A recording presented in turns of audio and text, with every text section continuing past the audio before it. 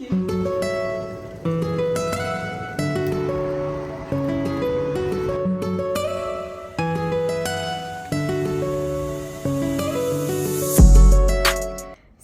حالتون چطوره؟ من زهرا هستم، 23 سالمه، 4 ساله که به لندن مهاجرت کردم، 4 سالم هست که ازدواج کردم. بابا یه فرزند 11 ماهه هستم به اسم رایان.